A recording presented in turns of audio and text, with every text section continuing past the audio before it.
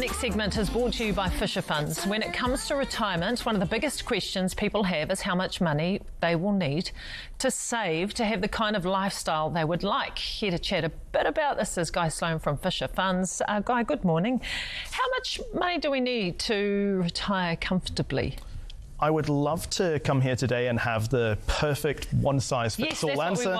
Nice and quick. Unfortunately, our finances are just never quite that simple, but there are a few areas that we do know a lot more about.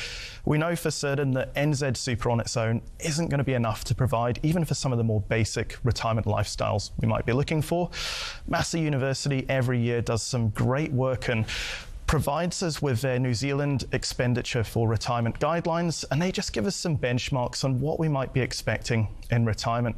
If we look at a few examples, we might take a couple in one of our metropolitan areas.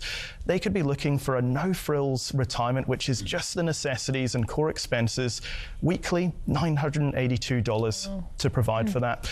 If we're wanting a little bit more flexibility, maybe a bit of travel, some named brands in the supermarket, some dining out, we're looking at $1,660 a week just to give us that flexibility. That's before we've accounted for any of the inflation we've seen over the last year, because those are the figures. Those are the figures from last year. Those figures will be updated sometime in November for us as well. Yeah. So we need to start early. That's the bottom line, isn't it? As early as we possibly can. Yeah, the earlier the better. And there's a couple of areas that we can look to help provide some of those answers. So KiwiSaver is always a great place to start. If we've got time, we're planning ahead to retirement, we always want to be checking in to make sure we are on track for that. But there's some other really big, important stages that we want to be thinking about. Property's huge. As we get closer to retirement, whether we own or rent is going to be so important. So we're talking now about, if your super isn't enough, some other ways that potentially to be able to top that up. Yeah. So you might be looking, a lot of different examples. Some of us who do own property might be considering downsizing, but our expenses can change as well.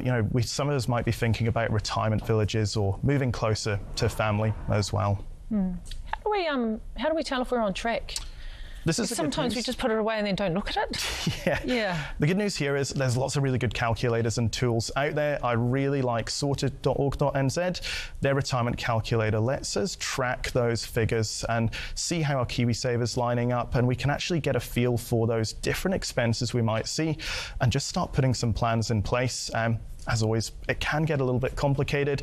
Check in with your KiwiSaver provider. They can often help with some of those answers. Financial advice as well is always on offer, so looking for others to assist is a great place to start. Okay, so if we go back to the beginning then, we need to understand what our needs are when we retire. Yeah. And then take a look at our super.